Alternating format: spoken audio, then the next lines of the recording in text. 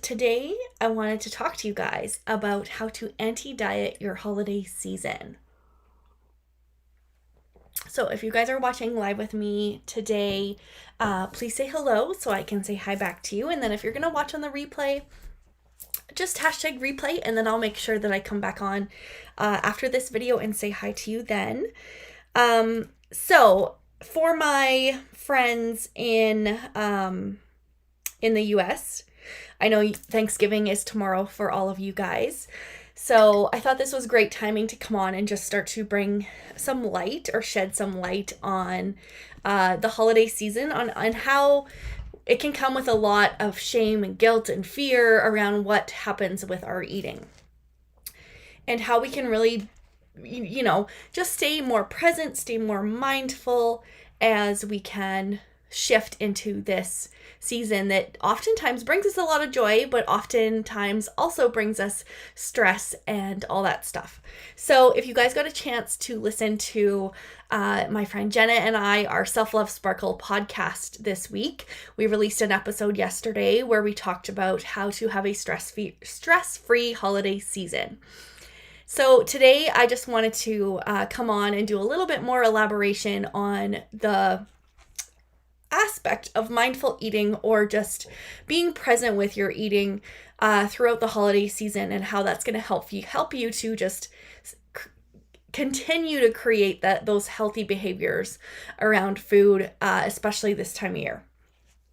So as you guys all know, holidays are a time of love, good food, all that stuff, and it can be really overwhelming. Like I've already kind of said, it's easy to turn off our bodies and just go into this mode of, and I've been guilty of this 100%, of going into this season of like, okay, all bets are off. I'm going to eat as much as I want, whenever I want. And then I started the toxic cycle of, allowing myself to binge for all of, half of November, most of December, and then January, I would be feeling so awful about my body. I'd feel so bloated. I'd feel so uncomfortable. I'd feel like a failure, right? And then continues the cycle of dieting, binging, repeating, right? So we want to, if you followed me for any amount of time, you'll know that anti-diet is the world that I live in, and I choose to ditch diet culture and just really come to my relationship with food from a place of neutrality, from a place of no shame, no guilt, no fear, and just that has allowed me to heal my relationship with food. So as we do go through this, you'll find some similarities in my tips today that we went over in the podcast, but I just really wanted to make sure this message reached more people, because I feel like, especially moving into Thanksgiving tomorrow with the US people and just the holiday season in general, this is just such an important topic to have. So the first thing to do to anti-diet your holidays would be not to restrict what you're eating, to enjoy what you desire in moderation, right? So finding that balance between overeating and undereating, and just enjoying what food you decide or you desire to eat. So if it's that favorite casserole that someone in your family makes, if it is that turkey dinner, if it is that decadent dessert or that butter tart or whatever it is, allow yourself to enjoy it and don't restrict yourself from, oh, I had a treat yesterday, so I can't have one today, even though that looks really good, or whatever the case may be, right? We really want to start to shift our perspective, if you haven't already, from not viewing foods as good or bad, because I spoke about this in the podcast, and it really does speak to the idea of anything in excess can be potentially bad for our bodies when we think about it, right? If you have too much of any food, it sometimes give you a negative effect. So for example, if you eat a lot of beans, you just love beans and you overeat on beans, what's going to happen to your body? How's your body going to tell you that, hey, this is too much for us? You may be a little gassy, you may be a little bloated, Same goes for any other kind of food. If you have too much bread, if you have too much broccoli, if you have too much of any type of food, your body is going to tell you of like, whoa, this is a lot. What are you doing? Right? Like it's going to scream at you, and really it's just being mindful and listening to the body throughout this season too, right? So just knowing that really don't try to put labels on food during your holiday season. And this goes for the whole year in general, really coming from a place of just listening to the body, not restricting, not labeling. And as you do that, you're going to experience this shift from the fear, the shame, the guilt into the joyful, the intuitive, the mindful type of way of being around food, which is quite amazing. So with that perspective shift, what you're going to also want to take into consideration is really being present throughout the season, being present with how you feel, being present with the wonderful company you are in, being present with, your decorations and how beautiful they look, being present with the food that you're eating and how you are enjoying it, or any of these things, right? So just really being present. And one really nice, easy way to be present is to always be mindful of connecting back to your senses in the moment, of like the smells, the sights, the tastes, the smells. I already said smell, touch, all the five senses. Just really connecting to them, that's really going to bring you to a place of allowing you to not be so disconnected, which then, as we are disconnected, we will become more stressed, more irritable, more anxious, and we don't want to feel that way, right?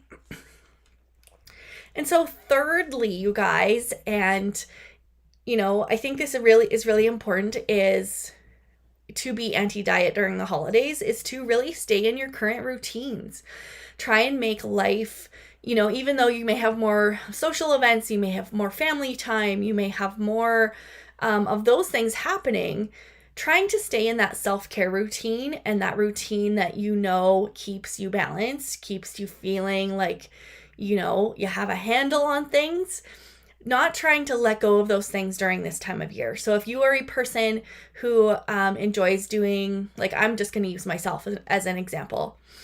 If you are a person that loves doing yoga every day, and that's something that brings you joy, it's something that keeps you grounded, keeps you connected, this is going to be something you want to keep doing throughout the holiday season. Yes, you may not reach for it as much as you normally would, but really be mindful to always come back to those things that bring you joy, those things that keep you grounded, keep you connected to yourself. Maybe that's journaling. Maybe that's going for a walk outside. Whatever those routines are that help you to keep you grounded within yourself, you really want to keep yourself doing those things even during the holiday season. Because, as we all know, if we get too busy, too distracted, too overwhelmed, we're going to stop doing our routine, and then we're going to start feeling ourselves spiraling, getting into that disconnected feeling within our bodies, which brings on the anxiety, the overwhelm, which I don't want this for you, friend. So we want to really try and shift our narrative to being more present, enjoying the food that we eat during this time of year, enjoying the company, enjoying the smells, the sights, the tastes, all those things, right?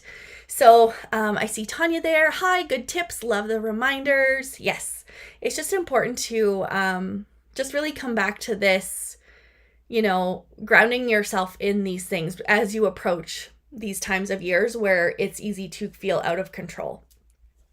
So really, to go along with that routine thing, really try to, as you are going to keep yourself in your routines that help you to feel grounded and connected and mindful, it's going to also allow you to be de-stressing without using food all the time. Because, let's say you ditch your journaling routine, your yoga routine, your walking outside routine, whatever it is for you, if you ditch all of those things and then all of a sudden you're feeling overwhelmed and you just start emotionally eating, right? That's something that can tend to happen this time of year. Or you just like the mindless eating, like just eating without even thinking about it. And then all of a sudden your stomach is like, we've eaten a lot of food. You need to slow down. Like we are painfully full over here, right? So really just being able to continue with those routines, like I already explained, that's going to help you to maybe, still have those other tools that you are able to use when you feel like you need to de-stress. Some of those moments, and I always like to make sure people are aware of like emotional eating. Eating is a coping strategy. It is a tool that we have that helps us to feel safe, helps us to feel comfort. And you will have that as one of your tools. But what we just want to create for ourselves is this kind of momentum where we have multiple things we can draw from. So I need to de-stress. I'm going to go do a yoga practice. I'm going to go for a walk outside. I'm going to journal. Whatever it is for you, really just deciding and having that menu of options to choose from. Sometimes that option may be food, and that's okay. But just knowing that you have more than one option, you have choices, right? So with that being said, I hope that these little tips were helpful for you guys as you're entering the holiday season, and that you find joy and happiness and peace within yourself, with your eating, with your routines, with your social time, and just be able to treasure these moments because life is so short, and that it's important for us to be able to stay present so we are able to enjoy the here and now rather than, always thinking of like, okay, if I eat too much this holiday season, in January, I'm going to feel so gross and I'm going to feel like I'm so behind, or you're worrying about the past. So it's really just being present and feeling that joy and that peace that comes with this season, and try and just de-stress as much as you can and just stay mindful, and really that'll help you to stay in this anti-diet kind of state of mind as we start to enter this season. So anyway, you guys, I need to pop out of here. So I hope you guys have the best day. Once again, if you're not in my community already, I have a community called Self-Love at Any Size, where we talk about stuff like this and more. And it's just a really supportive, free community here on Facebook. And aside from that, if you haven't gone and watched or listened to our podcast, that is available as well. If you go to my profile, you'll be able to find it within there. And other than that, you guys, I hope you have the best day, and we will talk to you very soon. My US friends, I hope you guys have a very happy Thanksgiving tomorrow, and we will talk to you guys very soon.